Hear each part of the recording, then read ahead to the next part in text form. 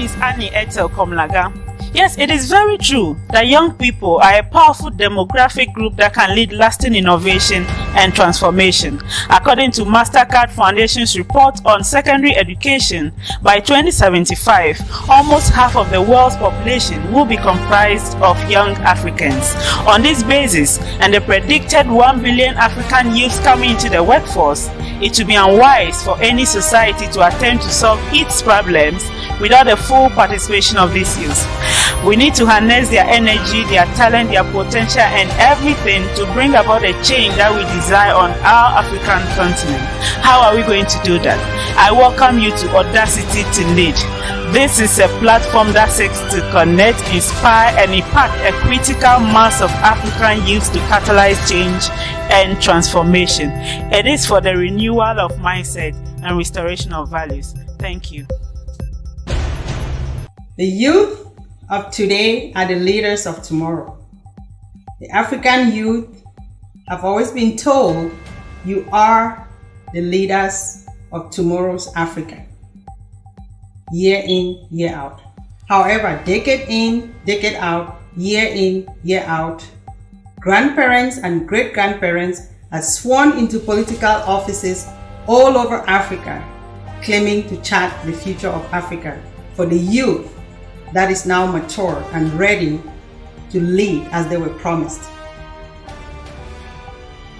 This situation has kept the African youth totally away from the political discourse that charts the future of Africa. And that's why today we see a future that is bleak, the future of Africa that is always promised but has never been realized. The youth of Africa is now bewildered and confused and somewhat angry. And that's why we see political uprisings and social uprisings all over Africa, because the youth are confused, angry, bewildered. This crisis has eroded the confidence in leadership everywhere in the continent. The youth now face a future no more uncertain than the present.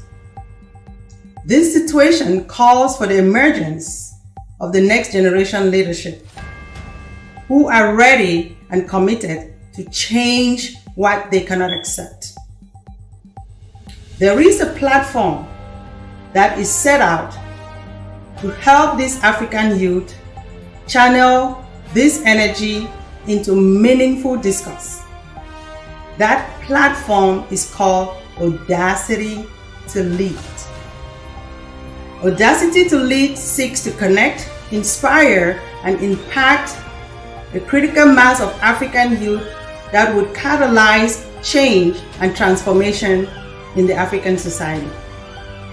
To accomplish this, Audacity to Lead offers a platform for the renewal of mindset and restoration of values towards the reversal of our current continental narrative of cynicism to a narrative of optimism.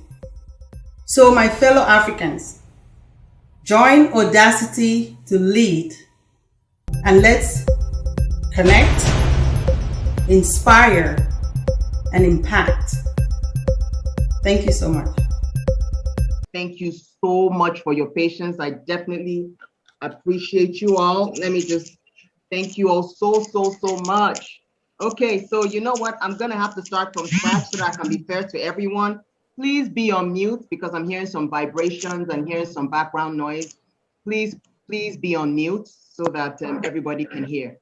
I really appreciate it. I'm hearing some background noise. Hello? Okay. Okay. So we're going to get started. Again, thank you so much for your patience. So again, welcome to the Audacity to Lead. This is a Pan-African Leadership Development Platform, and we present Rethinking Africa's Leadership Lecture Series webinar under the theme, Leadership, the Key to Africa's Transformation. The key to Africa's transformation. So now, I'm going to introduce myself. My name is Efwa Elens Ede. I am your moderator and co-host with the Honorable Akwasi Opong-Fosu. I am a development practitioner and the speaker, teacher, and CEO of Social Impact Consulting, a development consultancy firm that maximizes social impact. Are you excited to be here? Are you excited to be here? Put yes in the comments. Put yes in the comments. Yes, yes, yes, yes, yes. Are you excited to be here? I know you guys had to wait for us. Thank you, Didla. Thank you, thank you, thank you. So excited to be here as well. So now we're on social media, Audacity to Lead live on LinkedIn and Facebook. So please like and share this program so it gets to more people, you know, virally, okay, virtually. So what I'm gonna do right now is go quickly over the agenda, okay? So we're gonna have the opening remarks by the Honorable Akwasi Opong-Fosu. Then we're gonna have our keynote speaker, Professor Raja Korante. Then we're gonna have our panel speakers, Anu Ethel Komlaga. So please, can someone please go on mute?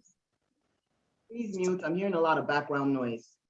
Okay, so we're going to be, so I'm going over the agenda. So it's Miss Annie Ethel Komlaga, Miss Catherine Porangum, and Miss Alexandra Chomte. Okay, then we're going to have a question and answer session. Okay, and I'm going to moderate that session. And then we're going to have our closing remarks by the Reverend Achilles Chomte, and then who is an entrepreneur and military chaplain. So moving forward, I am going to read the bio of our co-host, the Honorable Akwasi Opong-Fosu. So I'm going to do that right now. So the Honorable Akwasi Opong-Fosu has 35 years of distinguished public career, inspired by a motivation to impact on the progress and well-being of people and the society at large.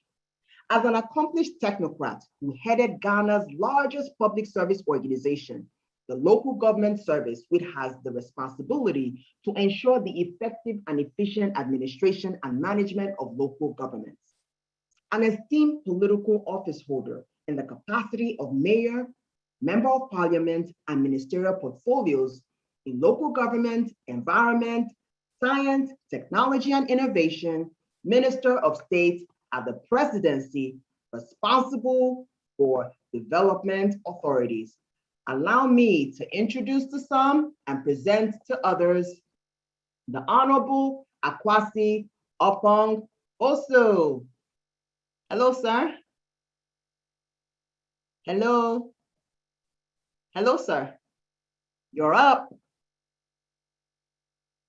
Hello. Mr. Opong-Fosu, can you unmute? Okay, there you are. Can you hear me? Yes, loud and clear. Okay, thank you.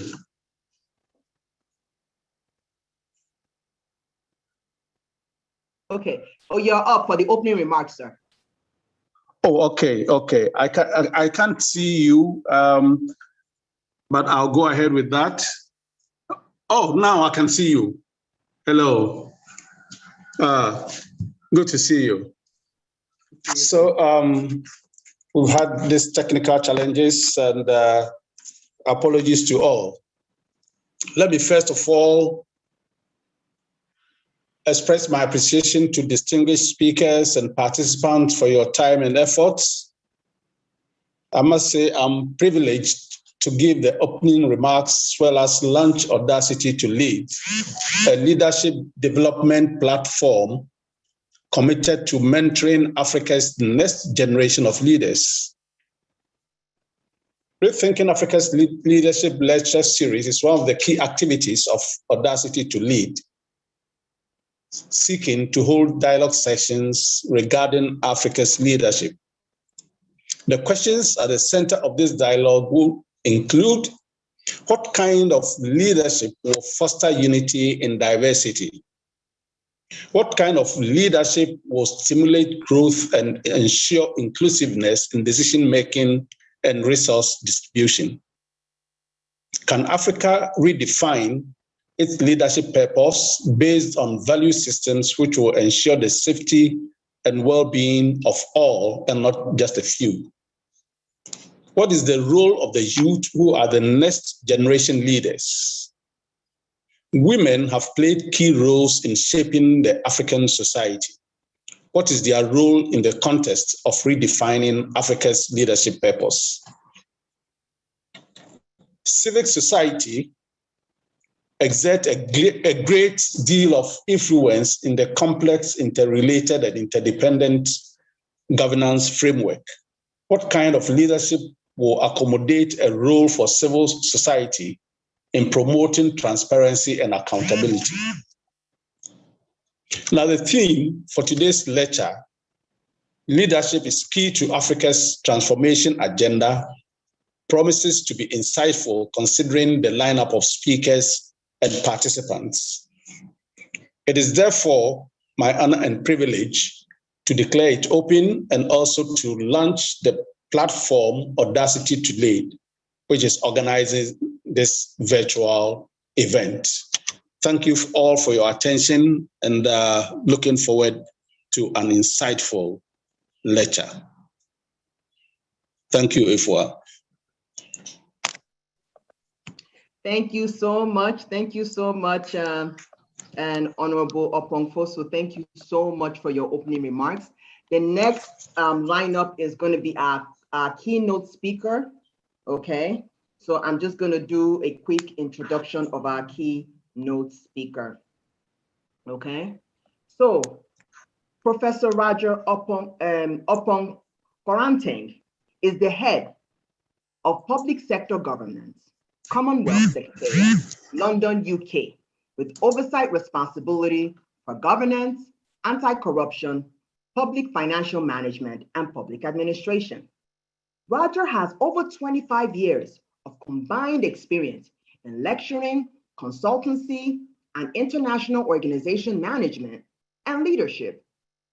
He specializes in public administration, governance, anti-corruption, leadership, strategic management, public policy, and decentralization.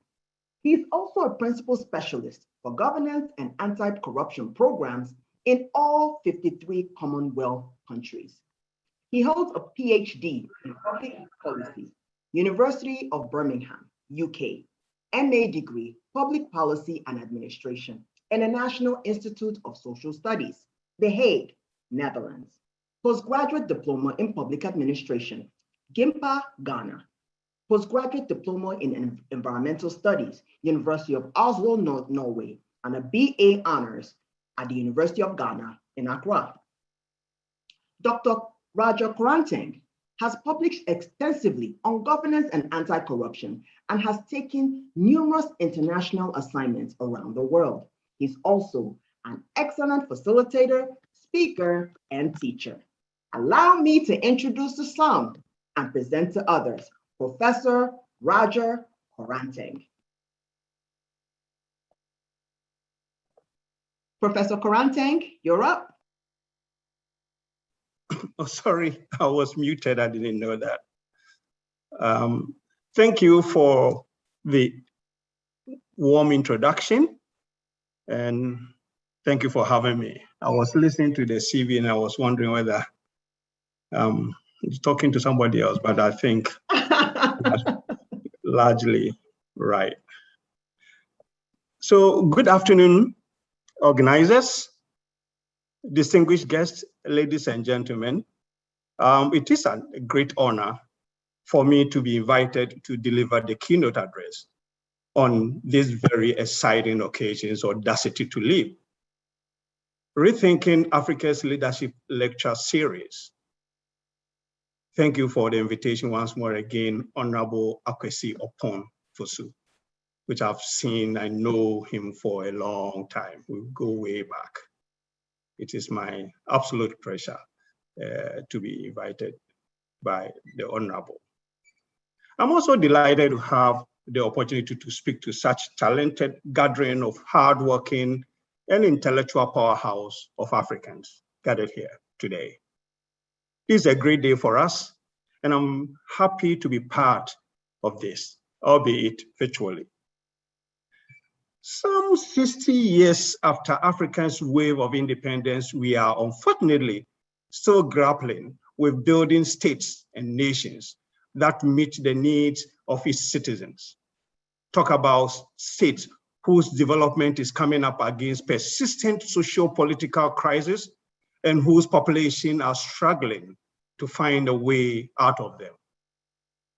Developed countries have always viewed our continent as a place plagued with corruption, dictatorship, military coups, rebellious leaders, greediness, misuse of power, incompetent leadership, politically as well as economically, ineffective leaders who undermine their own democracies or have no clue what democracies entails.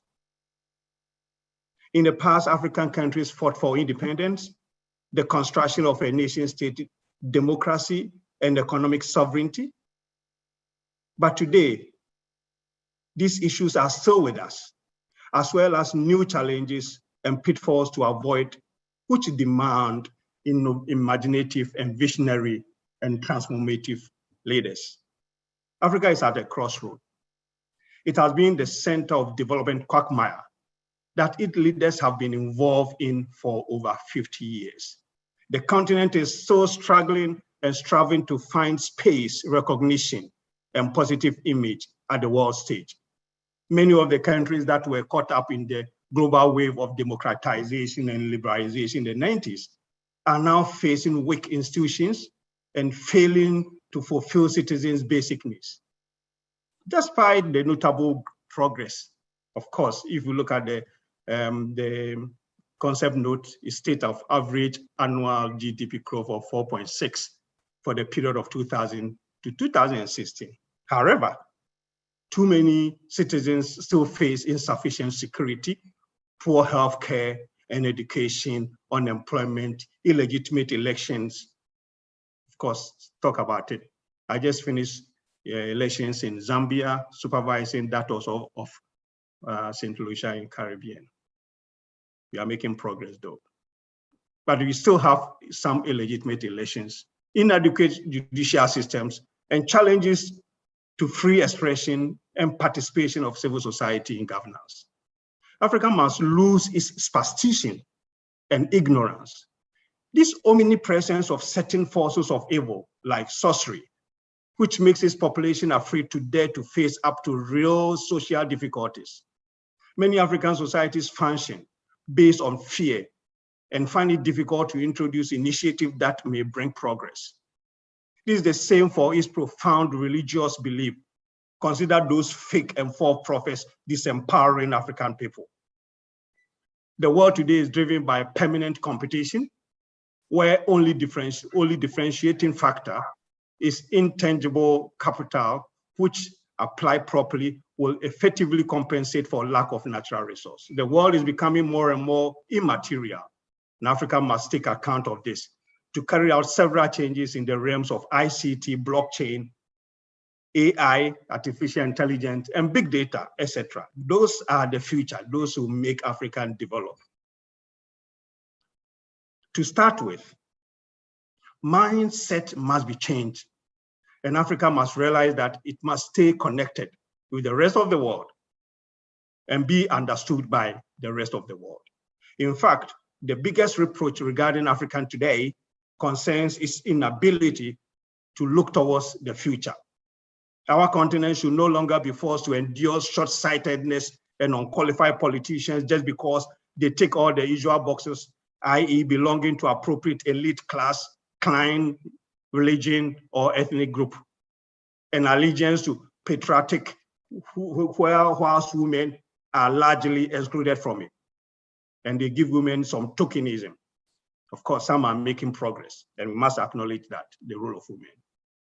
Since I have powerful women to speak to that, I may not dwell too much on the role of women. Others are more qualified to speak on that at this stage. But we have leaders who do everything in their power to suppress new talents out of fear that such talent could end up replacing them, when the very essence of leadership is about preparing for the future and ensuring that what has been established will outlive the people who created it. A new generation of leaders must be considered, who can face up to several challenges such as fragmentation of our continent, history and knowledge, relaying the foundation of the post-colonial state, promotion of democracy and human rights, and the implementation of new conditions for peace and freedom, which is the measure of sustainable development by the UN. These are encapsulated in the SDGs. The ways in which these various challenges are tackled are crucial. Africans are desperately awaiting another kind of leadership, the sort that will eradicate incompetence and mediocrity, and thereby create a virtuous cycle fostering excellence and efficiency for the benefit of its population. This will mean a more rational use of skills that exist, because they do exist, by putting the right men and women in the right position to achieve the objectives set and see results. This frantic search for men and women capable of helping Africa meet the enormous challenges it faces is not just limited to political sphere. However, it's inevitably extend to the corporate world, as the only private sector can absorb the workforce and minds that flood into the labor market every year, and is best able to adjust to international competition and do its part to transform our economies and ensure long-term development. Against an exceedingly complex backdrop where everything is moving faster and becoming more transparent, our world is being refashioned by the impact of globalization, the digital revolution, climate change, terrorism, the burgeoning aspiration of ever-expanding youth population, the need for a continent to find its place in the world, the thirst for change, the growing need of communities and regions. The emergence of all-encompassing power of social network must be acknowledged, at once magnifying and distorting our world while serving as a sounding board and people's court, has created opportunity and yet another obstacle for our leaders. Every single move they make, no matter how insignificant, is under public scrutiny, inviting comments and criticisms. Nowadays, leaders must bring everyone else on board, be empowering and inspiring, make things meaningful, persuade, explain, and justify their decisions. They also must think about well-being on top of growth and development. We are now faced with the challenge of nurturing and shaping new models of leadership. Our heritage is important as we develop new concept of African leadership. This kind of leadership will lead Africans back to the basics of African Renaissance. Leadership should be rooted in the moral African virtues, not regressive cultural practices, but those that produce lasting benefit for the continent. If Africa is to produce leaders who are honest, competent, and committed, the continent needs to embark on an educational process which will nurture future leaders. Accountable leaders remain one of the biggest challenges to development in Africa. Leaders in Africa have not always responded effectively to the needs of the continent, but I hope lies in the rising generation of youth who could play a critical role in building accountability for the successful economic transformation, representation, and public service. The urgency of this effort must not be lost on the youth, as they have the most to lose if solutions are not found. By current numbers, 70% of sub-Saharan African population is under the age of 30, representing 743 million of the 1.061 billion people in this region. This demographic bulge has significant implications for economic activities, public service provision, and the state stability.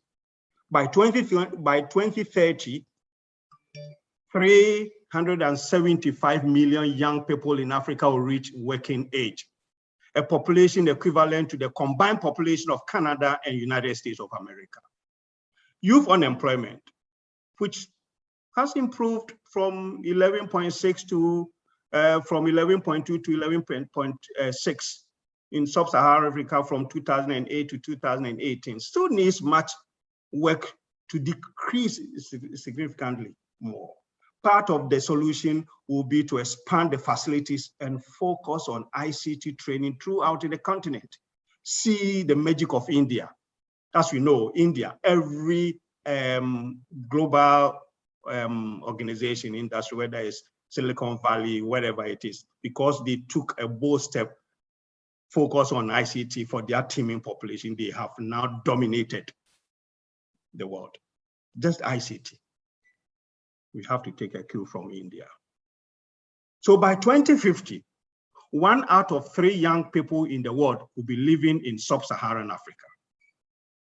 Given the actual high unemployment and the vulnerable employment rate of youth, the growth of the most African countries are at stake.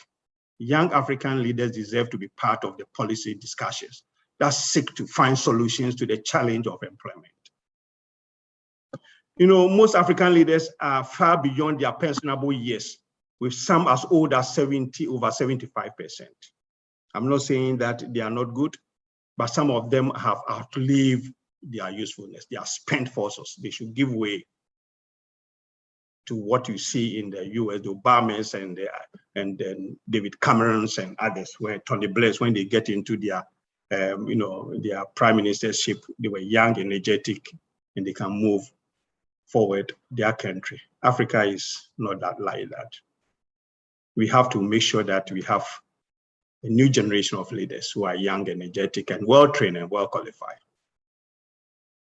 So this scenario represents a significant gap between those deciding policy and those who must weather its effects. At parliamentary level, only 14% of members are under 40 years old. With African countries on track to account for half of the world's population growth and exponential increase in the number of young people, the number of young parliamentarians should be higher. Furthermore, the youth need to be properly trained, because you can't say that the youth are the dominant segment of the population, so we should give them the responsibility when they are not trained. The youth must be properly trained, make ready to take more places in the presidential elections, ministers, parliament, boards of state-owned corporations, corporate boardrooms, and civil society. Now, current officials should be willing to cede important tasks to young people in initiatives, ideas, and influence. Now, when young leaders reach positions of influence, they should focus on building strong institutions for accountability and educate people about the importance of broad accountability for a successful continent. Countries with higher levels of accountability collectively outperform those with lower levels. Now, youth can advance civil society growth, poverty reduction, economic expansion, innovation throughout the continent by strengthening the participation of women and youth, promoting human rights, facilitating access to justice, and ensuring inclusion of all communities. In Africa, one of the areas of that seriously affect businesses is the bad behavior or unprofessional attitude of majority of workers. Bad attitude or unprofessional behaviors of some workers in Africa collapse and destroy businesses or give them bad image.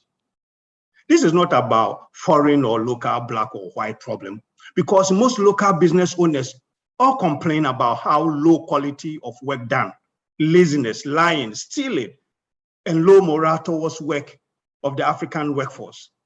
The public sector is no different. Lying, stealing, low work performance, absenteeism, and on top of all this, corruption. Now, with this type of mentality and attitude towards work, developing Africa will be a difficult task for this and future generations. So calculating what the business community is losing in its attempt to protect themselves against stealing, mismanagement, and bankruptcy doubles the labor cost in Africa. This is impacting negatively on attracting investment and doing business on our continent. I hope, ladies and gentlemen, this series will trigger open-minded discussion on our continent so we can all think about ways to tackle this problem through education, but also through informing our youth and training them in ways to work better, like the rest of the competitive world. Finally, in response to increasing concern about the appropriateness of winner-takes-all politics in most African countries and its polarization effect on development of our continent, and to reduce the feeling of marginalization associated with winner-takes-all politics, I propose, based on my experience around the globe, that appointment of constitutional bodies such as election management bodies, we call them electoral commissions on the continent, must be based on clearly predetermined criteria where members of such bodies should include representative of ruling government party, the biggest opposition parties, identifiable professional and civil society groups, and others, as done in some Commonwealth countries, so that when they come up with decisions, since every sector of the population and the society is represented, they will accept the decision. That will bring the temperature down. That will enable us to concentrate on development, setting long-term goals, that political parties come and go, the goals at 30 years, we follow it through and through. Ladies and gentlemen, let's think about this. I thank you, and I wish audacity to live well. Thank you. Thank you so much, Professor. While you were talking, I was just nodding my head. I felt like you were talking about where I am. I'm in Abuja, Nigeria, and you just mentioned a lot of touch points in that in your speech that really resonated with me. And I'm thinking, oh my God, my brothers and sisters in other countries are going through this. Okay, maybe we can come up with a holistic solution then. So again, thank you so much for that fantastic speech.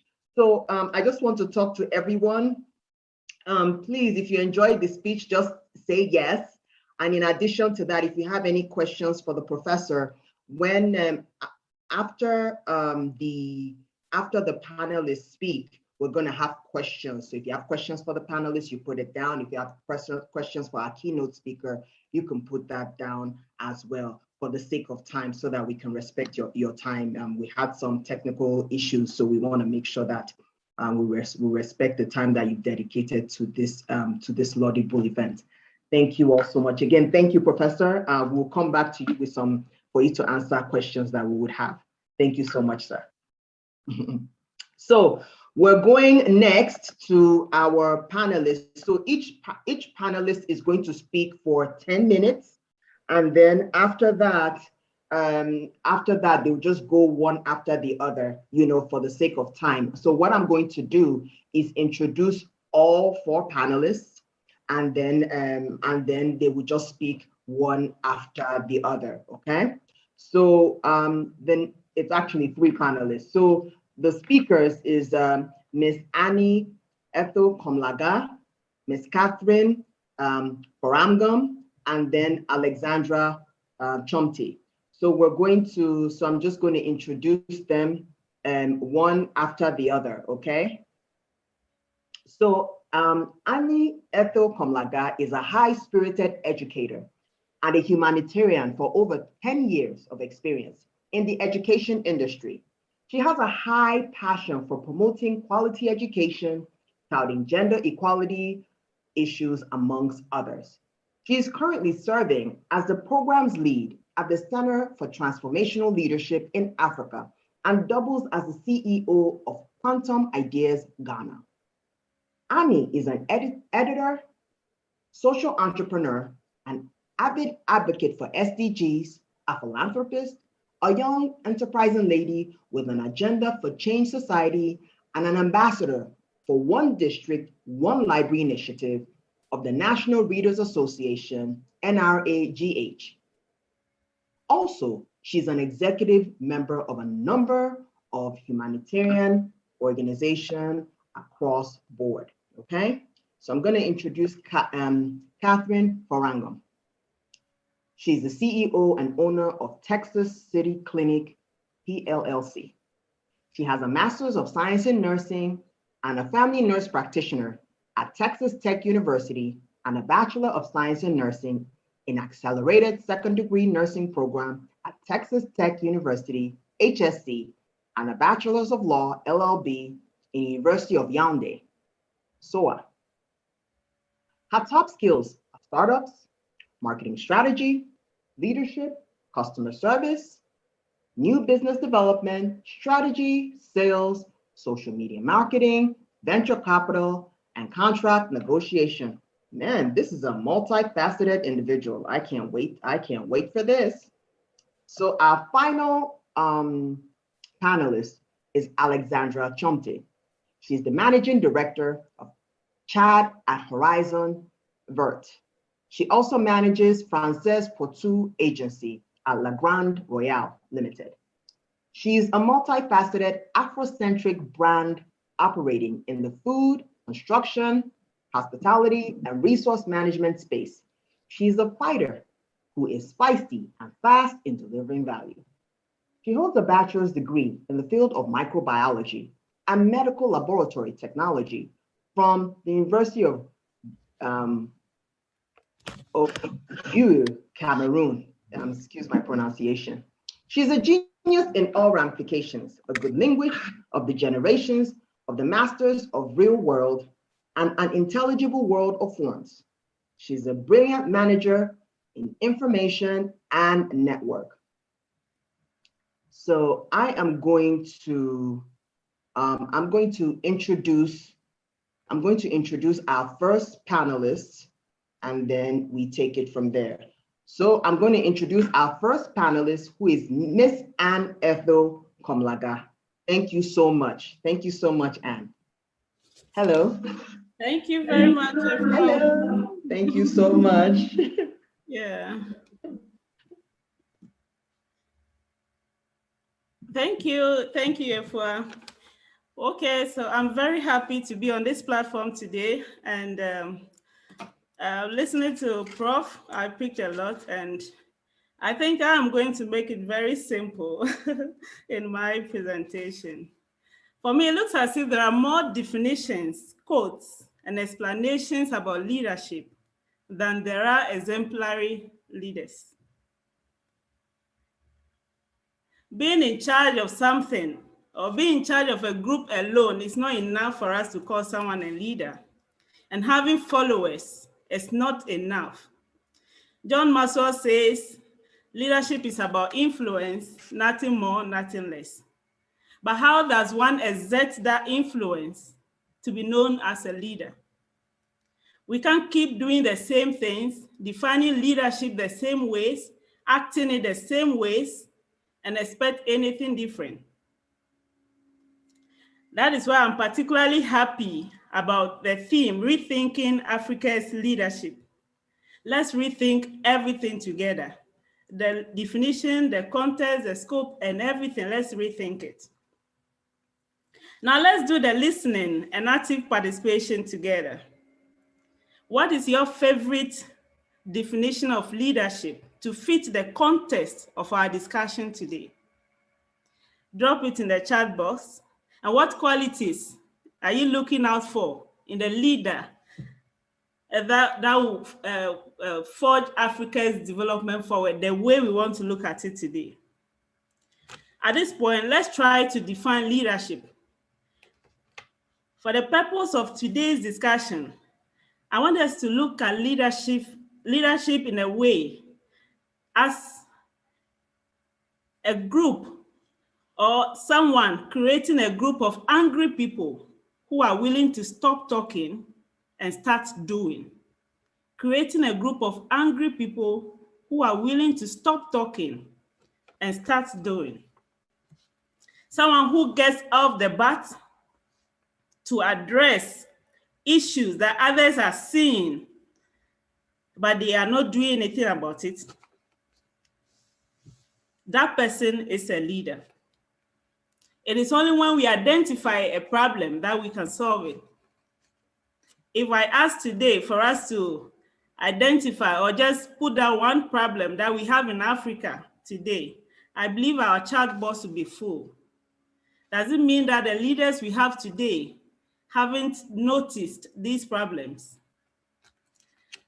They have, but you'll agree with me that it is only few who were angry enough to create that group of angry people. They stopped talking and they started doing.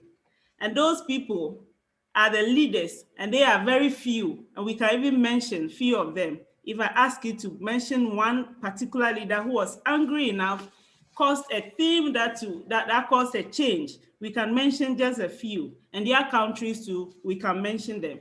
We can identify that those countries are far apart from the rest, just because somebody was angry with the system and got a group of like-minded people around him or her, and they caused that change. Enough of the talking, let's start doing. So is it possible for us to redefine our African values our African leadership based on values? Yes, it is very possible, but it is dependent on us, the people. We decide. Now, what values are we talking about here? We are talking about integrity. Let's just leave it at integrity, because integrity answers all other things. How are we making sure that the leaders we are electing to occupy public position exhibit enough of the values that we hold dear to our hearts? If a leader in his or her private and personal life has not demonstrated any of the values so much, why do we follow money and material things to entrust public leadership into the hands of such people? The onus lies on us as the people who we want to lead us, how we want the leadership to be done. We have the options. Let's not follow money and other things and leave what is expected of us as people, and later we come and organize lecture series to give long talks and speeches. No, we have to start doing. Now let's draw the cursor to transformational leadership. I think that is the leadership that should be the way forward. Recently in Ghana, a group of people embarked on a demonstration for the government to fix the country. They wanted systems to work, each sector to realize some amount of growth. They had legitimate demands. But let's take a broader look at it. To some extent, we allowed ourselves to be manipulated by empty talks, exchange of goods and services, money and others, and we push people to public positions, and we are crying for systems to work. How do you bring a leader through give and take, transactional leadership, and then when the person comes, you are now forcing him or her to make systems work, when we had the options to select the right person that could make systems and everything work, and let the people identify, connect the identity to the overall goal of the nation? The earlier we start revising the way we select our leaders, the better. If we care so much about our individual and collective identity, we would have been mindful of the give and take, the transactional approach, and rather embrace transformational. This is the leadership approach that causes change in individuals and social systems. This focuses on connecting the followers' sense of identity and self to the collective identity and goal. This is a leadership approach that creates systems that stimulates growth and brings about positive change in the followers with the goal of developing followers into leaders. How does this work? At the core of transformational leadership, there is a compelling vision and configuration of core values. When transformational leaders engage followers with a credible development plan, vision, and there are high performance expectations, there is a substantive change. And the leader here must not be a flat character. This is a leader that develops during the process of transformation, actively, And when the need arises, this leader develops. And this is a leader that brings about community impact.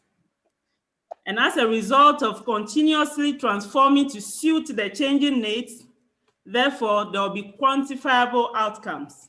So now let's rethink the way we our leaders to occupy public positions. The give and take, let's do away with it. Let's evaluate their core value systems, what they also hold dear, and let's look at it to see if it fits into the context we are looking for. And then we can be sure that when they occupy the positions, there will be quantifiable outcomes. Then what is the role of the youth?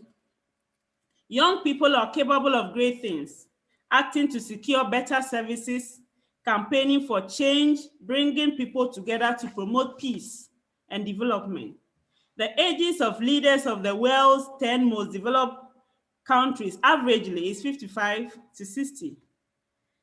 Are we young people in Africa unable to identify our talents and put to good use until we are old and saddled with sicknesses? No. We need to rise up to our potentials.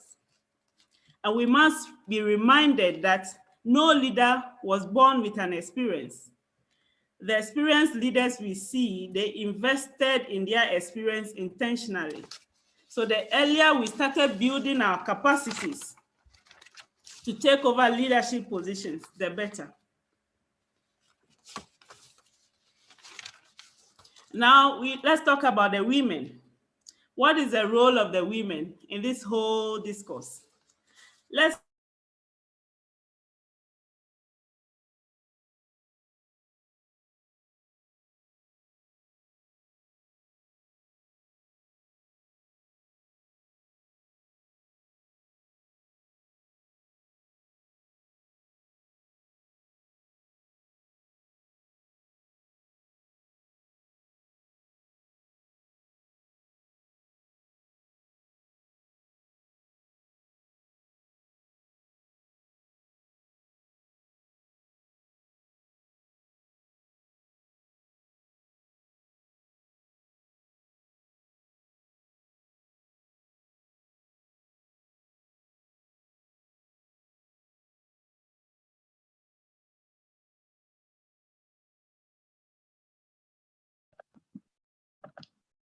Hello, everyone. It looks like there's a bit of a network issue with our first moderator.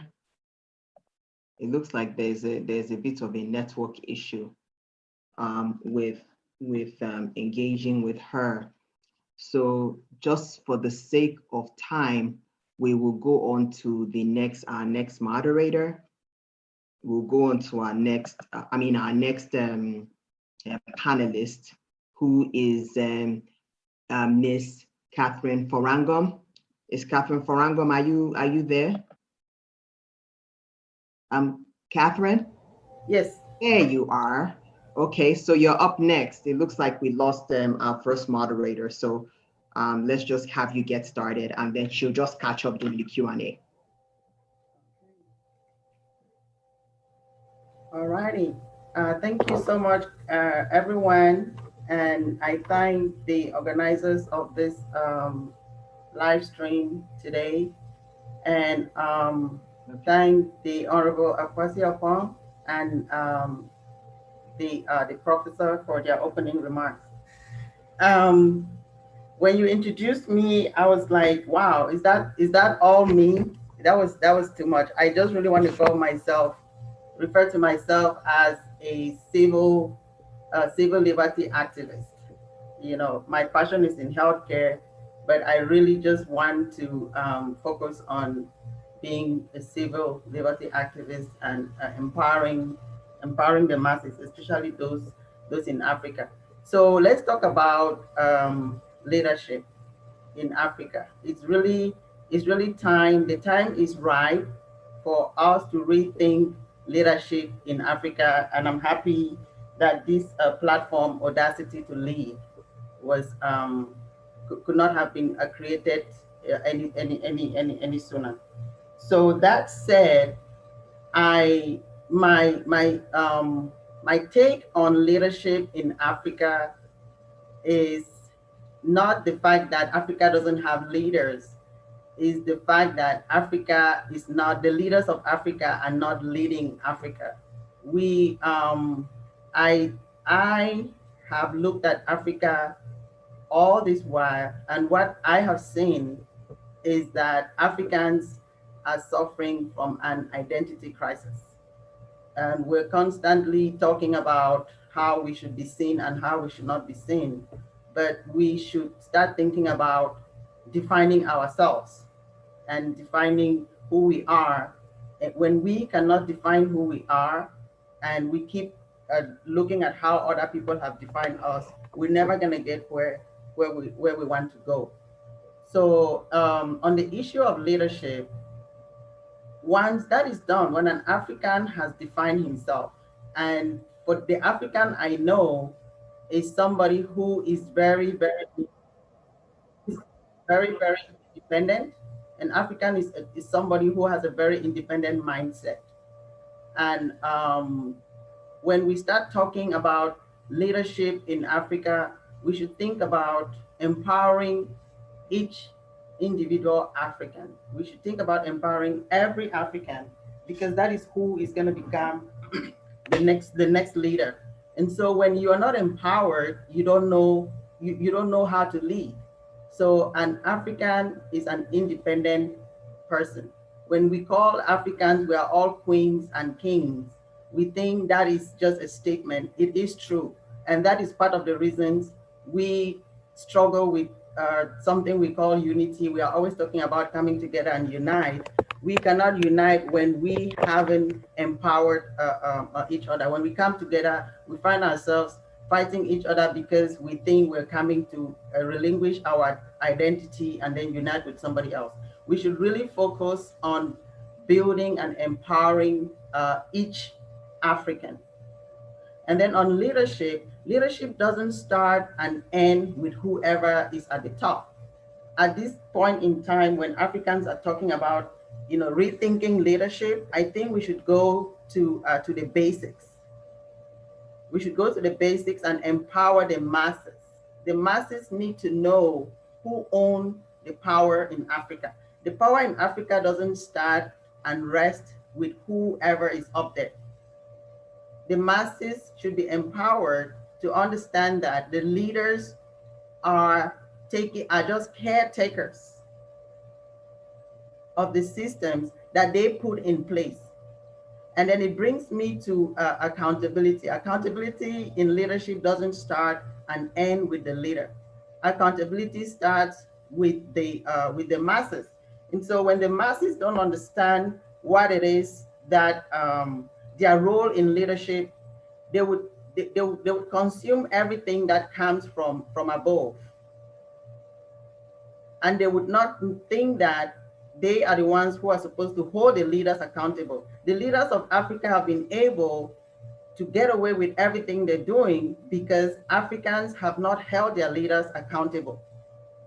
And one of the reasons I think this hasn't happened is because Africans have not been empowered to understand that everything that the leader does or the leader seems to own belongs to the African.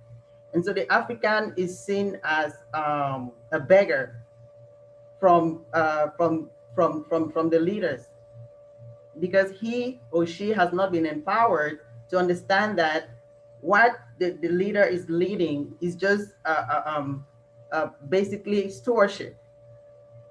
Stewardship and a caretaker, basically. That's the simple way I would like to put it. The leaders are caretakers of the resources of the land. And when they are not doing right by the masses have the right to call them to book. But in Africa, it has been reversed to where the masses are seen as at the mercy of the leaders, and the leaders give them what they think is good, and that's it. They have no right. They have no right to speak. And another aspect that I think leadership in Africa should focus on is to ask ourselves, what has the role of culture What is the role of the African culture? What is the role of the African culture on the leadership of Africa? Brings me to the youth. We're talking about the youth today, the leaders of tomorrow. The youth of Africa are constantly being referred to as the leaders of tomorrow, and those youth would remain youth until they die at 60. They're never given an opportunity to become leaders because of the culture. You know, the culture of Africa, certain aspects of the culture of Africa are used against Africans over and over and over, and we don't even see it. You know, there's this aspect when we want the leaders of Africa, the youth of Africa, to step up and lead Africa, and we don't address the issue of respect your elders. That is a problem. You know, to me, that's a problem. We would never solve that problem if we don't address that African value or cultural aspect of respect your leaders, your elders, sorry. When Africans come together and sit in a meeting, you find that the youth are kind of intimidated by the elders, and then they find it difficult to make their points, to say what it is they came to the meeting to say, because they are shut down and told you are young. This is, you know, when the leader is when an elder is speaking, you shouldn't speak. And so the youth that try to step up and do what they need to do find themselves trapped in a culture that tells them you cannot speak when the elders are speaking. And it doesn't matter what the elder is saying. And if the elder is always right, then the youth of Africa would never be right and ripe to lead Africa, because they are always going to be younger than the elders. And so that is, to me, an issue that really needs to be addressed. And if we're looking at the leadership, this rethinking of the leadership of Africa, we should really get down to the basics. You know, our culture, our people, who are we? You know, what are our value systems? What is it in our value systems that have held us back? You know, our culture is one of the things that really hold us back. And when you find yourself in a situation where you're making a point, you're trying to say something that could lead, you know, could lead to progress, the culture is used against you. And the African culture is never progressive. It's always sometimes very regressive, used against progress. And you know, it's an aspect that we as Africans really need to think about. We have all these lofty ideas, and when it comes to education, I don't think, you know, in my opinion, that education alone is what qualifies who can lead Africa. And an African leader is he or she who understands the African culture and what the African environment, sorry, and what is necessary to grow that environment. And so it takes me to the role of education in leadership in Africa. And you're asking the question, what is education? You know, what is education? Education is understanding your environment, because we're talking about leadership to lead Africa. You know, Africa has not crawled. We didn't crawl. We just stood up and we're jumping around and walking, but we were never given the opportunity to study our environment. Our environment. Most of the education that we all have, most of us have, is education about societies that are foreign to Africa. And so that's why sometimes we find ourselves saying to each other, I don't understand, why is it that Africans are so educated, but yet, you know, Africa is struggling?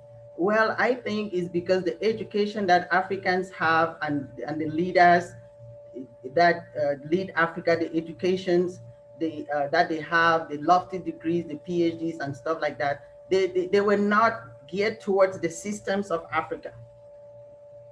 And so it takes intent and purpose to translate your degree, you know, your Western degree to the African context. So these are things that we need to take into consideration when we are rethinking the leadership of Africa. We should really be asking ourselves, why has it been, where did we fail? Why have we gotten to this point? Why is it that we've had leaders all along and they haven't led Africa into the future? Africa has stayed in the past for over 60 years.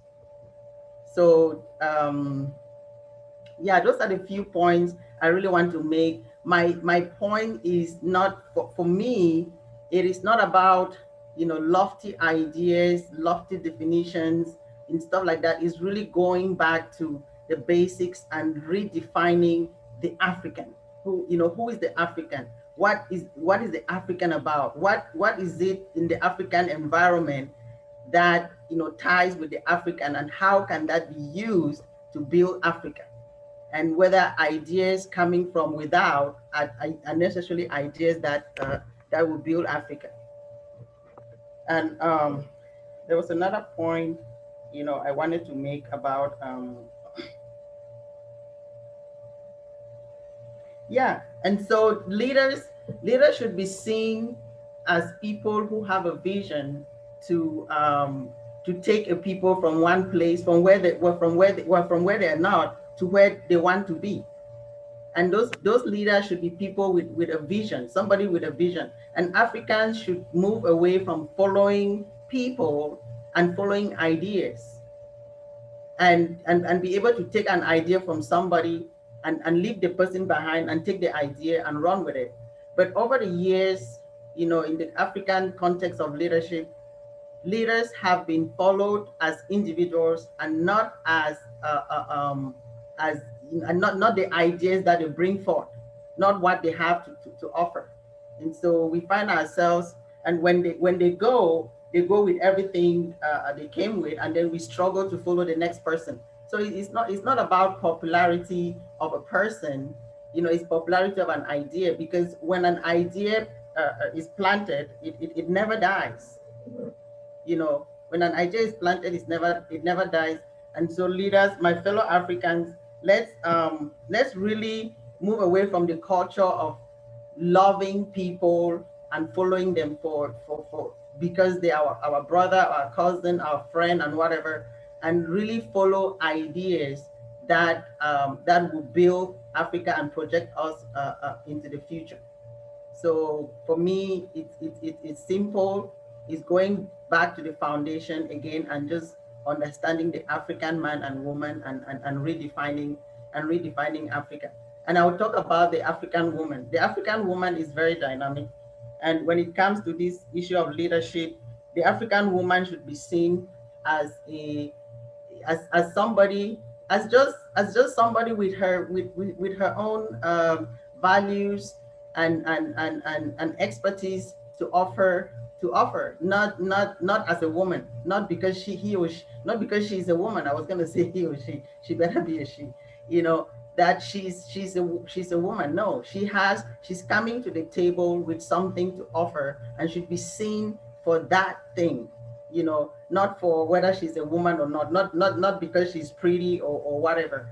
And that is something I will take an opportunity here to speak to everybody watching, and to let all of you know that us African women, the men watching here today, that African women, when we come to a function and we come to present, we would really appreciate that we are seen for what we're doing.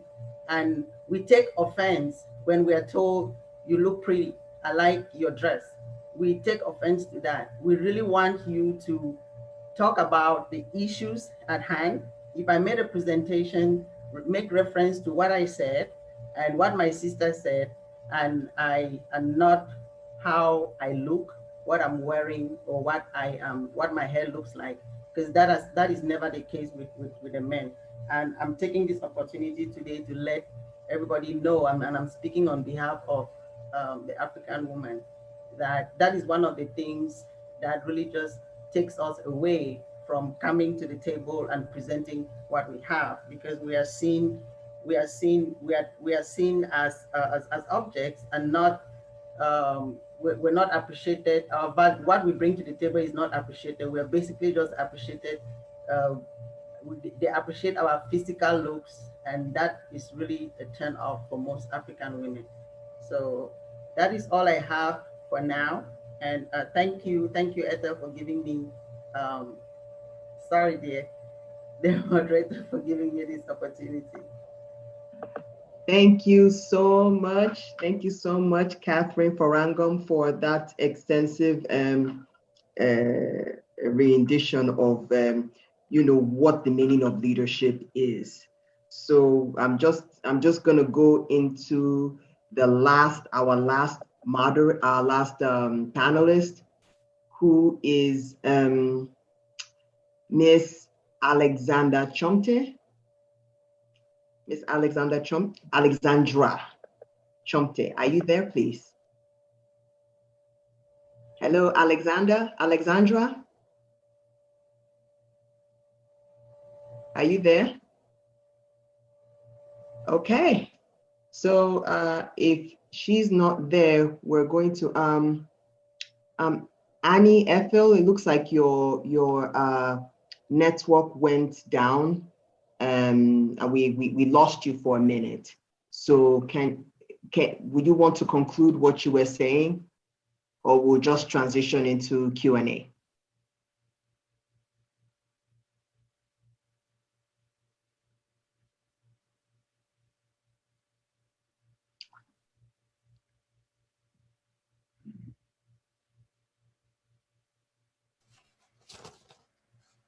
Yes, I'm happy I'm back here. Okay. Yes, I was talking about women, that as women, the role we play in the house cannot be underestimated. Even though we are championing our voices to be given a full representation everywhere, we shouldn't lose sight of our homes. I am advocating that we cast our minds back to our homes and give the necessary training that our children deserve in home. Leadership, the concepts and everything about leadership should be taught from the home. And once our children know and understand everything about leadership, they grow and it is easy for them to navigate their ways around leadership. And because we are the fiber that holds society together, we are doing multiple things at the same time.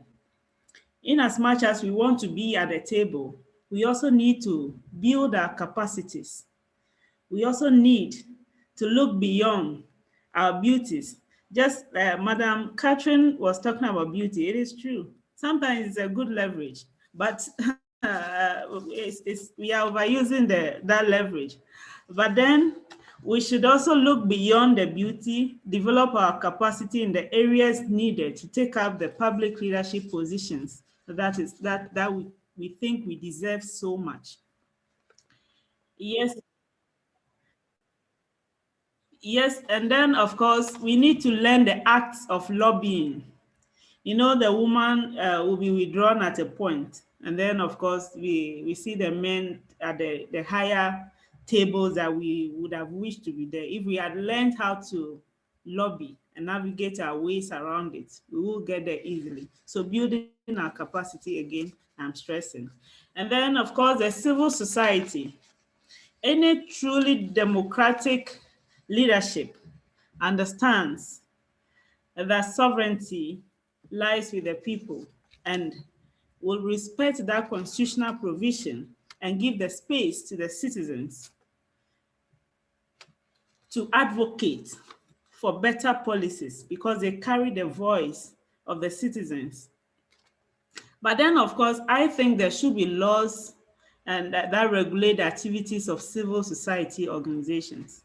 And when we put all of their actions together, and the government is also making conscious efforts and aspiring for excellence in delivery, at the end of the day, we will not spend so much time lamenting about leadership, defining, repositioning, and all others. I think this is all I want to add. Yes, and of course, the youth, once again, until we are angry, very angry, we can't do anything very seriously. The change that we need, may not be able to bring it about. We should be angry with our political leadership, traditional leadership, and religious leadership. We should take our time to identify things that are not done right. And once they are not done right, we should ask ourselves the kind of change we want to see and what we have within us to lead those changes. Once we are able to identify what we have and what we don't have, then also we build our capacities to lead the changes. And then, of course, we also need to ride on the experience of others. We can't just get up and be there. No, people have gone ahead of us. Some have done it well. We need to identify those people and go in for mentorship. We need to allow ourselves to learn intentionally to be able to occupy these positions and bring about the change that we all desire. Thank you very much.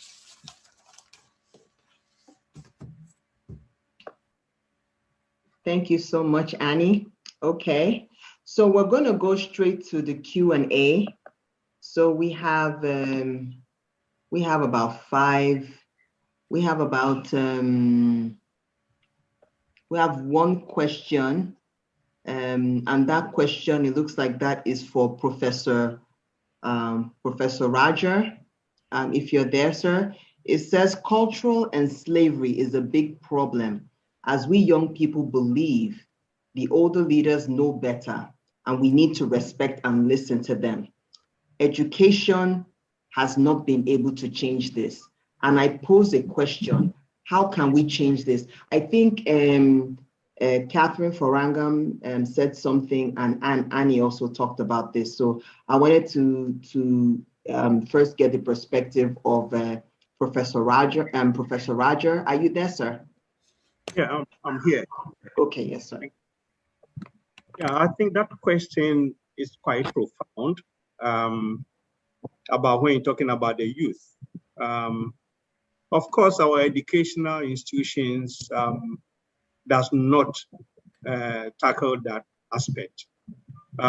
We take our youth for granted in terms of what we expect them to do. Just give me one moment. Let me turn on the fan. I think it is.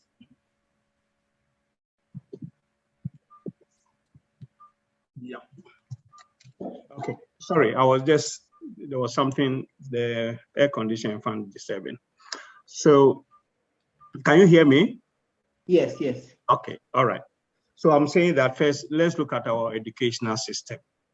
Our educational system, as we've inherited from the colonial period, it was structured to produce clerical workers for the colonial people, read and write, so that you become a clerk for the white men. And well, of course, that time, I'm not sure whether they were women, colonial masters, but they were. So you were a clerk, and that was the basis for our educational system. It has not changed. We have toyed about it a little bit here and there, but fundamentally, we have not changed our educational system that can produce the kind of useful entrepreneurship, leadership, taking attitude towards work, hard work, and all those things have not been taken care of, because you were supposed to know how to read and write and take notes, period. I think we have not done well. Most of our educational reforms have been tokenish. We have not tackled the fundamental root that would transform the way we do education by focusing on problem solving. So when I moved from Ghana to UK, and I took my children who were quite young to school over there, then I saw the difference, because my kids were here, then the teachers would dictate some notes for them to take. There, they were not doing that.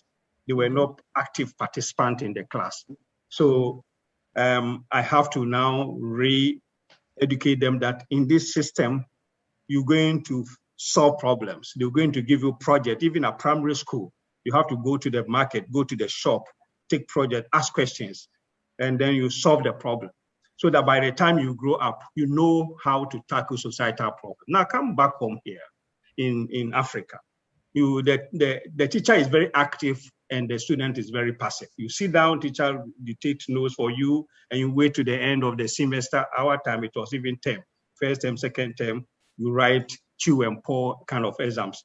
So you write exams for 10 years, 5 plus another 6 plus 5, secondary 6 years. You are not prepared for anything. So that is a challenge. Now, if you want to really move forward, we need to really change the fundamentals of our educational system. We should make it problem solving, because at the end of the day, when you come out of the school, you should look at societal problem and see how you can use your education to solve the problem that you have. And that is one. We are not doing that. So that the youth is not ready. In terms of youth leadership, again, the fact that majority of the population is under 30 across Africa, that doesn't mean that the youth is ready to take responsibilities.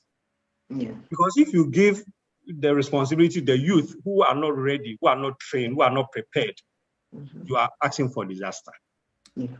What we have to do is to prepare the youth, because whether we like it or not, we're going to hand over to them. We used to call them the future leaders, and we have to give meaning to that, because whether we like it or not, we are going to hand over to the youth. Are they ready? Are they ready to do the good things? Are they ready to discard the old habits our elderly have done? Because as for the adult population, I think we have failed our countries and our continent. And I think we shouldn't socialize the youth in the bad ways of corruption, ineptitude, and bad attitude towards work. For example, most of the Africans are in the diaspora. They have different attitude, because in the diaspora, attitude towards work is different. Outlook, problem solving is different. I think the governments of Africa should bring these people back, like the Chinese did. Chinese sent their Chinese people, the youth all over the world, to the Western countries to learn something and then bring them back home. Africa, you go out there, if you want to come back home, they don't want you.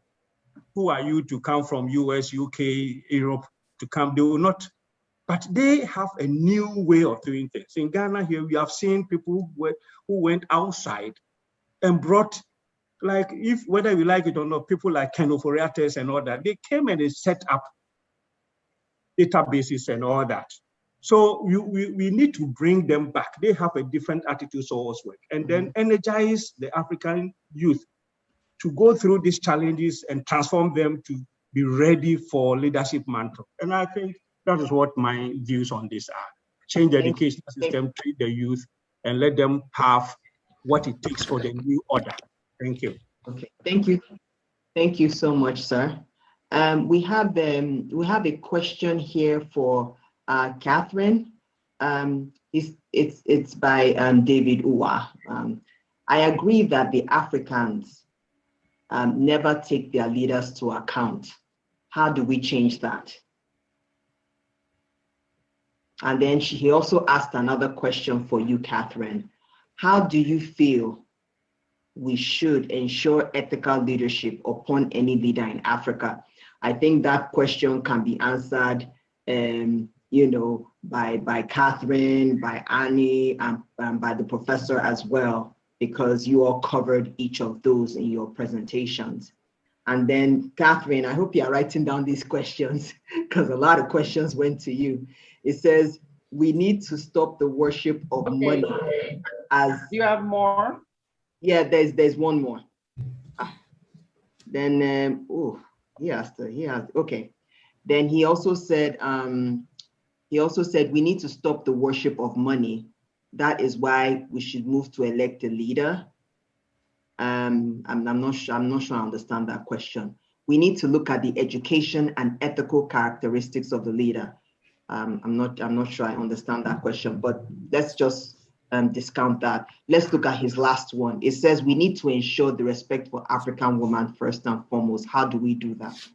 So those are 3 questions for you, Catherine. Oh, wow. Okay, thank you. So I will take the one on accountability and then the one on the woman, and maybe Anne can also double in on the one on the woman. Yeah. But as far as accountability is concerned, you cannot ask somebody to be accountable for what you don't know. So to me, Africans have not been taught to accept the fact that their leaders are just caretakers of their resources. And so when you don't know, when you don't know what your leader is supposed to be doing for you, then you are not able to hold them accountable. You cannot hold somebody accountable for something that you yourself don't understand. And so to me, for the African to hold the leader accountable is for that African, for us to understand that our leaders are there to take care of the resources that we handed to them. So when you know that what your leader is doing is something that you assign, is an assignment from you, the power should be coming from the grassroots up, and not from up to the grassroots. And so the African should be empowered to understand that the power rests in the masses and not with with the rulers. Because we're talking about leadership, but I think what Africa has had all along has been rulers and not leaders, because leaders are people who have some kind of vision for their people. So I hope I answered that question. Accountability basically is, first of all, understanding what is yours. When you understand what is yours, then you can hold somebody accountable for messing up with what is yours. So Africa belongs to you. The resources in your country, they are yours. And when I saw a video of youth I think that was in Ghana recently, giving bags of rice back to the politicians who came to give them rice, and the youth were like, "No, we elected you in power to fix these roads, make sure we have jobs, make sure we have food to eat. Not that whenever it pleases you, you come and give us bags of rice." So that is the beginning of the accountability we're talking about, where Africans are beginning to see that they own the resources, and the leaders are there as caretakers of the resources. And when they're not doing it right by the people, they hold them accountable. And then I hope I answered that question. I would be glad to talk more if time permits, and I'm pretty sure maybe some other time. But on the issue of women, women in women in Africa, have been seen, as belonging to the kitchen, or as taking care of the children, and stuff like that. And that is true. Women are, like I said earlier, women are very dynamic. Women are very multitasking individuals. Women can do 1,001 things at the same time. And so my issue, that what I've seen with women in leadership is that when women come into a platform to give in, their own little mind, they look. The African man typically looks at the woman from a sexist point of view, and not from what he or she is offering to whatever platform, to whatever program they have going on. But the woman is seen as some pretty thing, some nicely dressed person, and stuff like that. And so when we don't encourage our women to come in with ideas, and all we want to do is appreciate them for how they look, the tendency is for them to just keep focusing on how they look and thinking, that is enough, and not to say that our women should not also be doing a good job at bringing stuff to the table. I would say every woman, every African woman has something to offer. She doesn't even need to go to school. She doesn't even need to, she doesn't even know to go to school. An African woman is the custodian of the African land. And trust me, you engage an African woman in every societal building initiative, trust me, he or she has something to offer.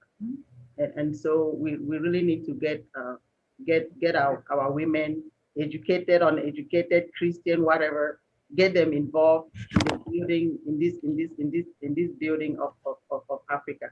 They may not have the English in their mouth, they may not be able to speak English, they may not they may not have gone to school, but they have lived and nurtured that environment and they understand it. They have a lot to offer, and we should not bypass them.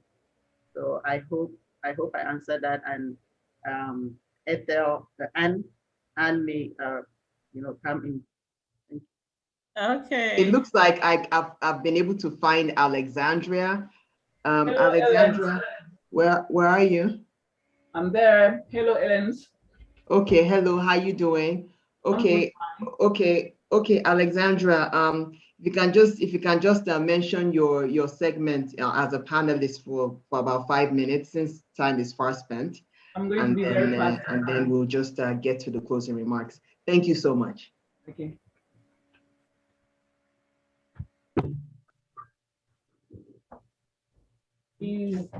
Everybody is there?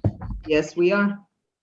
Okay, ladies and gentlemen, thank you for giving me the opportunity to express myself on this a prestigious platform regarding the matters of the African continent. It is always a pleasure for me to offer my modest contribution to building motherland in Africa.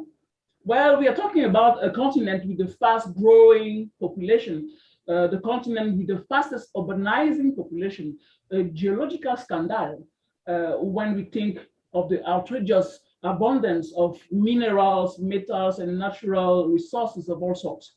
A continent with a tremendous workforce that produces the best experts once they go abroad, of course. A continent whose potential is capable of catapulting it to be the next superpower. Yet the continent is still struggling to soar. Well, I recently shared a post on my LinkedIn page where an eminent American economist, Jeffrey Sachs, literally admitted the implication of his country, America, and the West into the pleas and the misery of Africa. The economist said, and I will try to paraphrase, he said, the CIA assassinated Lumumba, the first popular leader in Zaire, installed a dictatorship for the next 30 years. And he added that Glencore is sucking out cobalt in DRC without paying taxes. He completed the list of accusations by mentioning that King Leopold has caused so much havoc to Zaire. He even admitted that the West generally created a system to perennize its program in Africa. So in my mind, I said, okay, at least somebody is saying the truth, the plain truth based on fact. But at the time, he also asked, why don't you govern properly? We already know that the West did that, but why don't you govern properly? That was his question. And I guess Africans in the hall, in the conference, they were like, oh, that's a good question. Truly, the West does not even matter, does not care, or does not have time to reflect on our accusations. What is wrong with us, actually? What is wrong with justice? It was very clear that the problem is no longer the West. The problem is now African themselves. The problem is poor leadership. Now, I will try to enumerate the reasons why leadership in Africa is faulty and say what Africa should do to remediate this deplorable situation.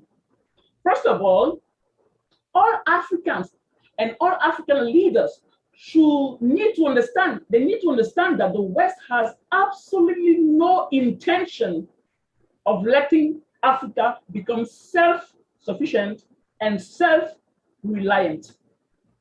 Allowing Africa to be self-sufficient and self-reliant means it will lead to the collapse of the system that works to a great extent for the sole interest of the West.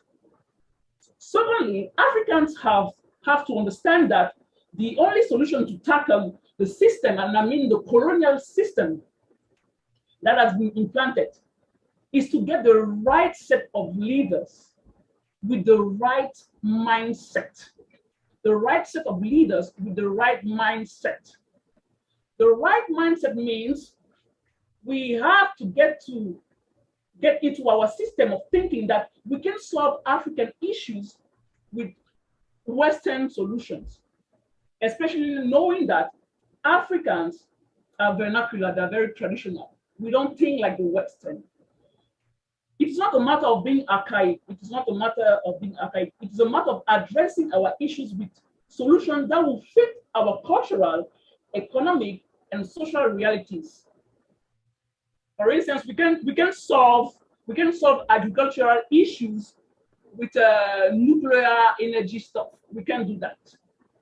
The right mindset also means we have to inculcate the notion of state, the notion of nation state in Africans because they still have the mindset of the tribal mindset. The right mindset that we need is to develop schemes and programs to boost our economy, and at the same time to ensure the sovereignty of our territory. Because without security, there's no economy. Without security, there's no economy. Our leaders have to understand the need of creating a continental military force. Who will do that? Who will do that?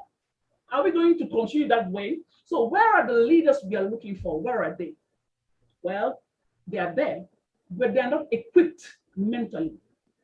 They are not equipped mentally. They are not yet productive for the continent because they have not yet been trained to do so.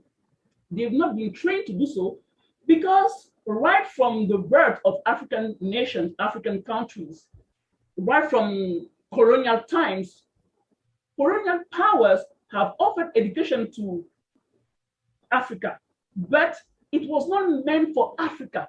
It was meant to serve their purpose. It was meant to serve their interest, not Africa. So the school system did not promote, the school system that the West has used to educate Africans did not promote critical thinking. It did not promote critical thinking. It only produced people who could obey without nurturing that critical thinking. Many African leaders are scholars, very intelligent. They have PhD. They have papers. But the educational system has deliberately been elaborated for the West, not for Africa. So we need to unlearn and eradicate Africans and African leaders with the right mindset.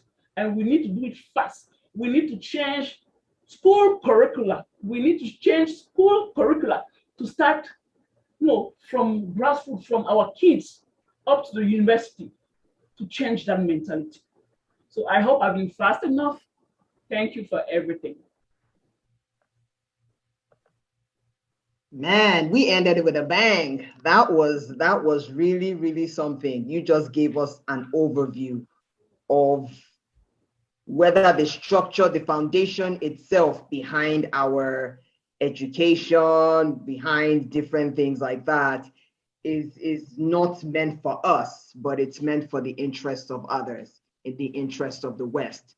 So it being important, be it as you may, we need to really come out and create our own identity and what works for us as Africans and for Africans.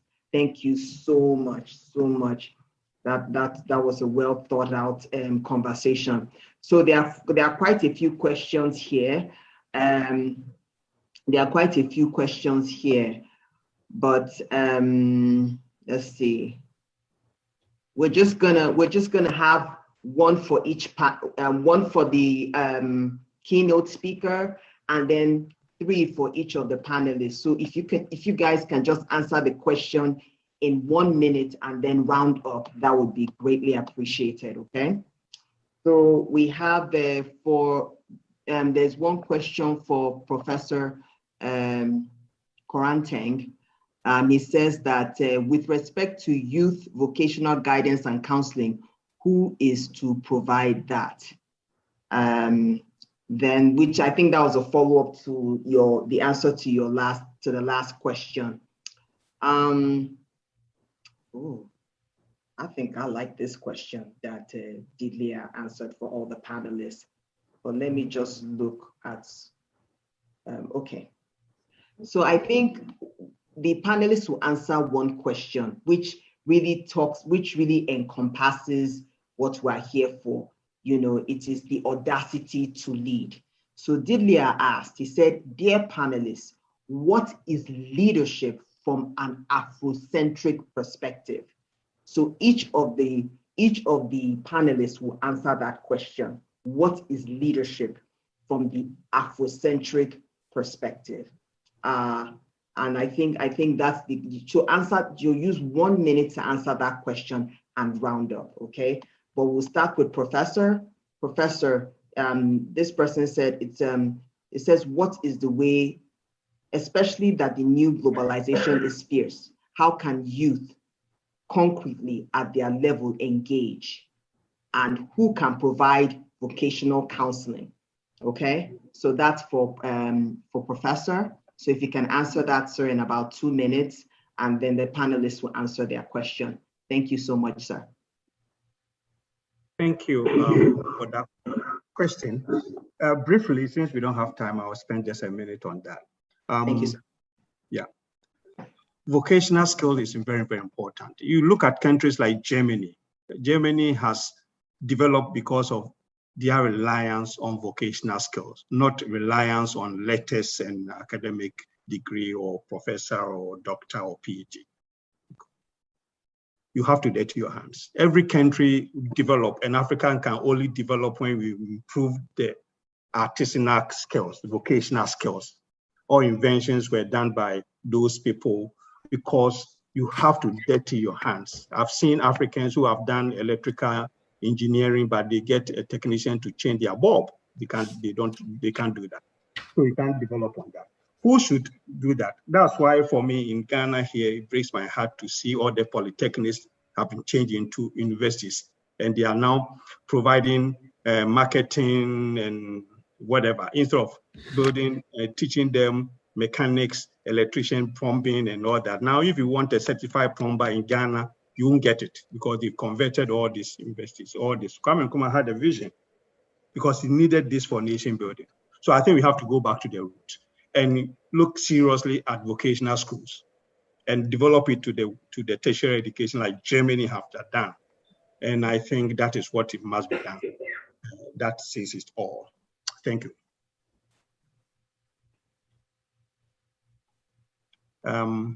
Okay, thank you so much for that. Okay, so for the panelists, there was a question: what is leadership from the Afrocentric perspective? So we're going to start with Annie, and then to Catherine, and then we'll just get I'll to. come back on that also. I Okay. have a few on that, so I'll come lastly. Okay, Professor. Okay, so thank you very much, Efua. Then I started off by defining leadership as creating a group of angry people, a team of angry people who are willing to stop talking and start doing. For me, that is it for me. When we stop talking and we just start doing, those who are willing to change, then we just put a team together, then we start doing what exactly we want to see change, because we have all the answers on our fingertips, we have all the good talks, we have all the resources. So what is left for us to be angry with the system, get up and get things done? That is for me. Then I want to touch briefly on women. It looks as if our roles and tasks have been affected by perceptions and all others. And this is what we've been trying to change for so many years now. And I think we have had significant progress in the gender equality and in all the issues surrounding it. But then, of course, we want to understand that in the process of enlightening women, we are trying to rather confuse ourselves and confuse the men who are supposed to understand the issues we are talking about and contribute their ideas and resources to the process. So you see a group of women gather at a point and they say they are enlightening themselves. No. Now we want to, if you want people to understand you, those who don't understand you, you have to include them in your process of training. So we need not to just organize women and say we are doing women empowerment, women enlightenment, women whatever. We need to include all the men so that they also get to know the issues. When they understand us, they will be able to offer more ideas on how to even propel our issues forward. And then, of course, the content of our education and the empowerment, we need not to shift from the focus. That is why you see a lot of men are even afraid of women that do women empowerment. It looks as if we are trying to change their mindset about their roles in the homes and all that. They are not understanding it. And some are calling it like we are just gathering just to be against the men. No, we need to really look at the content of our training, the process, and the persons who are doing the training. If you yourself, you don't understand the training you are going in for, what exactly are you impacting? What exactly are you enlightening people's mind on? And the people you are trying to enlighten, are they aware that they have something within them, that the world is waiting?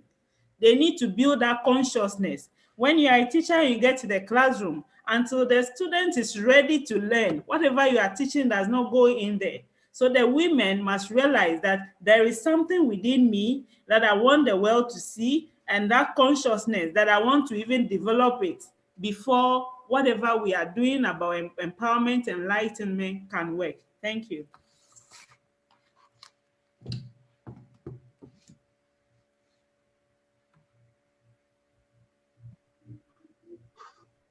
Catherine? Hello, Catherine. Are you there? Okay. Okay, so we're gonna get to Chomti. Alexandra. Sorry, it's Alexandria. Alexandra. I was looking at your Zoom. Your Zoom. Thank you. Thank you. Yeah. Well, it was a good question. Leadership is universal, okay? It is universal, but its expression depends on cultural differences. Okay. Its expression depends on cultural differences. In Africa, we don't even understand the notion of a nation state. Okay, the West has taught us democracy, all those big words. We still don't understand what it is because we have our own realities. We have our own realities. We understand the concept of chieftaincy. Who said chieftaincy is bad? We had kingdoms before the West came, accosted our coast, our beaches. We had kingdoms and they were working very well. Yeah, we have a kingdom that we call the Bamoun Kingdom here. There's a yearly event where the chief, the king, will come before everybody. They will remove his clothes. They will remove his crown. They will put him almost naked in front of everybody, and he has to say his plan, his vision for his kingdom. That is a type of democracy. It is not like the one that the West has taught us. So we have our realities, and we should follow our realities. Yeah, and I second that. I think we need to do as Africans what works for us. And we need to do what works for us, because even as an advocacy expert, just looking at the structure of democracy, there are so many holes in it for manipulation and corruption, which the professor had highlighted today earlier in his keynote. So it's just, we need to do as Africans what works for us. Okay. So Professor, you say you wanted to answer that question, sir. Yes, thank you, Ifwa. Leadership, actually, as he mentioned, it's universal, yes, but you find expression in the cultural context. And most countries that have been able to develop has always looked within its cultural milieu. The Chinese, the Japanese, they are so bowing and showing humility. We call it the Meiji concept, the Meiji revolution, where they look into their own leadership through their own culture. In Africa, because of our colonial divide and rule, we have never been able to recover. I don't believe in 60 or so years after independence, still blaming the white man for our woes. I think we shouldn't be prison of history. We should rather look forward and see what we can do for ourselves. We can never be continually to be blaming the whites and what they have done, all the atrocious things. I think that we looking at ourselves, our culture, we have very rich culture, right from the South Africa to West Africa to East Africa. We have the Ubuntu culture, we have all kinds of good cultures in Nigeria, Ghana. We can distill. Of course, some of our cultural practices are very regressive, like those that are, demeaning women and all that. We have to do away with them. But we also have very good forward-looking progressive cultures that we could look at and refine them and come out with African way of leadership. But after all said and done, a leader is the one that can provide the basic needs. We don't want you to invent the moon or take us to the moon. Just give us the basic needs of life. We should be able to afford good education, good water, good health care, good housing, a place to lay our heads, and just get good employment, minimum employment that can buy food and put food on the table. That's all leadership is all about. The rest are bonus. When you are sure your citizens of these kinds of basic needs assured, the rest you will unleash the energies and development will be exponential and then it will come. But when you have not been ensured the basic needs, that's why I look at politicians, I marveled. All that we are looking from leadership, political leaders, corporate leaders, is to make sure that we get employment, just low-level employment, but always have something on the table, able to take care of our children. So food, shelter, clothing, housing, and things like that are all that leaders have to provide. On this note, I thank you for the attention and inviting me for this important forum, which we should continue to discuss on various topics, various issues confronting us. And who knows, for all you know, we'll build a critical mass that will take us to where we want to go. Thank you, Efua. Thank you so much, Professor Roger. Thank you so much to all the panelists for a wonderful job. Please, public, just give them a round of applause. Say thank you in the chats. I want to see thank you. Let them see some love from you all. We need some feedback from you all. Thank you so much. So there will probably be a slight delay and then we're going to be seeing it. There we go. We're saying thank you so much. The thank yous are coming in. Are we saying more? Thank you, because this is a lot, and we thank you so much. Audience, thank you so much for bringing and taking out time to listen in on this conversation. So now we're going to be moving into our closing remarks by Reverend Achille Chomte. He is a reverend and he is the chaplain of the military. So thank you so much, sir. Reverend Chomte. Thank you. Allow me to have a word in this webinar. My greetings, my respectful greetings to Professor and all the organizer, Honorable Akwasi, and you, Mrs. Efua Eden. I hope I'm pronouncing well your name. Thank you so much. I just want to make a kind of resume of what I've heard, though I've wrote it before the beginning of this seminar.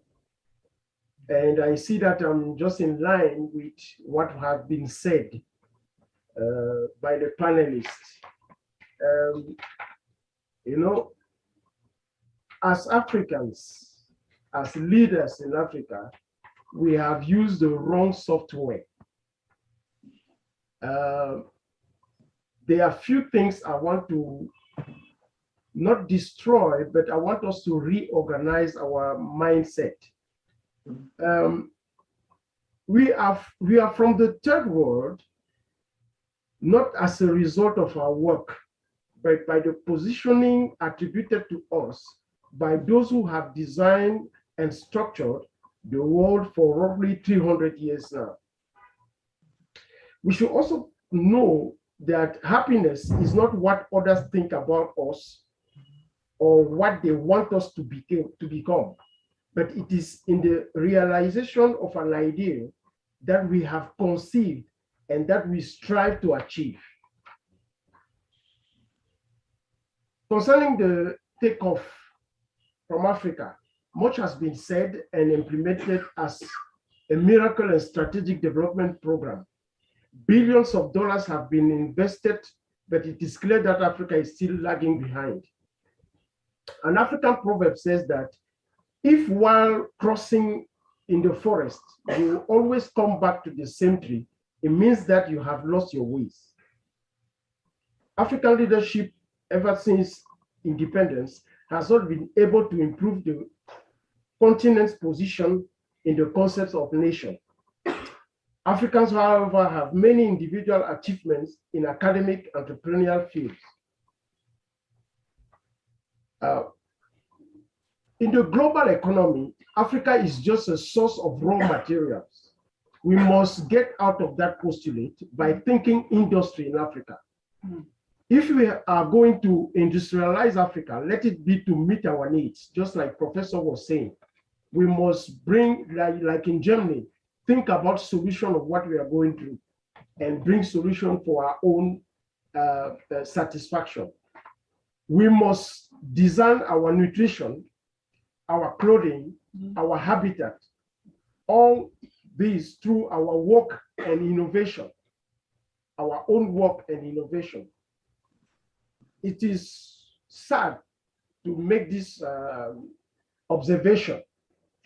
The most widely consumed cereals in Africa are wheat and rice, which we produce little or no. Our clothes are Africans only in form, but the fabrics are generally imported. So we have to do this. Let me take my notes, sorry. Many patents for invention and manufacturing process are now in the public domain. We can use it. We don't always have to reinvent the wheel. Industrial espionage is practiced by all the great powers in this world. What prevents Africans from doing the same? The genius of young Africans only asks to be encouraged, recognized, and used to industrialize Africa. That is what I have to say. Thank you very much. Thank you so much, Reverend. Thank you for your closing remarks. So again, thank you all so much for, I didn't realize that you all were a couple. So no, my elder brother. My elder brother. Oh, wow, okay. Okay. So anyway, thank you all so much for your kind contributions to this webinar, to the rich discussions on African leadership, on the audacity to lead. We pretty much talked about leadership. We talked about how the foundation of leadership, which is education, is has been pretty much compromised and has been made not for leadership, but for actually following. And then the democratic structure that was being put in Africa in the 90s, early to late 90s, pretty much doesn't work for us, or so to speak. So we fought because as a result of the democracy, we have weak institutions, We have, we have so many things that have lapses, and especially in leadership. Okay. And then also talking about talent, the education and the miseducation of our people, and that some of us are not even ready for the globalization that is taking place. Then we're talking, let's even talk about the electoral process. In Nigeria currently, we just passed the Electoral Act, and there was an amendment put there that that the electronic reporting of votes cannot be used. You understand what I'm saying? So that means there's room for rigging, and we have an election coming up. So, we even have to fight against the president putting a member of his party, as an electoral commissioner in INEC. So these were some of the examples of the issues that were going on. And then even civil society organizations having more young people getting more involved, and political parties. In our constitution, there is no provision for independent candidacy. So it makes it a bit difficult for young people to come with their own ideals, but you have to go in through the major political parties. So we need to because a lot of the African ideals, based on the panelists, based on the keynote speaker, talking about that, the African ideals need to come from within, because a lot of other forces have come in with their own ideals. So the ideals need to come from within. So the panelists were able to provide a lot of context, even with Catherine talking about leadership and women, and how women need to even play a part, and then how women need to be included. There needs to be more gender inclusion in the process of leadership, and not just looking at women as, oh yeah, so yeah, beautiful, but what is the quality of her technical expertise? And it's very frustrating as a development practitioner going into meetings, presenting, and they say, hey, fine girl. It's very demeaning.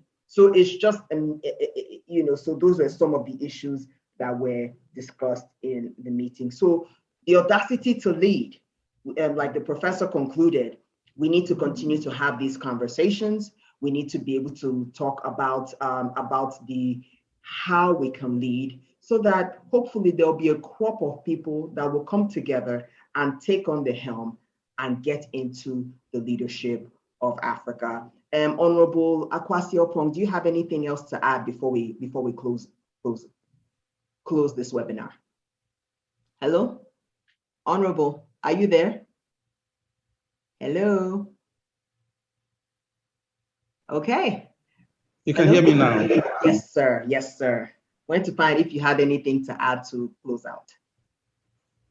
Well, this has been quite a fantastic afternoon of presentations, and quite insightful from the experiences from diverse views, all tying up into the need to redefine our leadership purpose. In the coming months, we'll be having this kind of conversations. And I hope we can all come together to participate, and then also advocate for the right kind of leadership that will contribute to the transformation of Africa. On this note, I say a big thank you to you, Ifua, for such a wonderful work. You've moderated it so perfectly, and we'll always count on you. To the keynote speaker and the other speakers, I say congratulations, a good work done, and we'll always like to have you share your thoughts and experiences with us. Now, participants too, thank you for spending time, investing your time and efforts into making it possible and successful. Thank you all.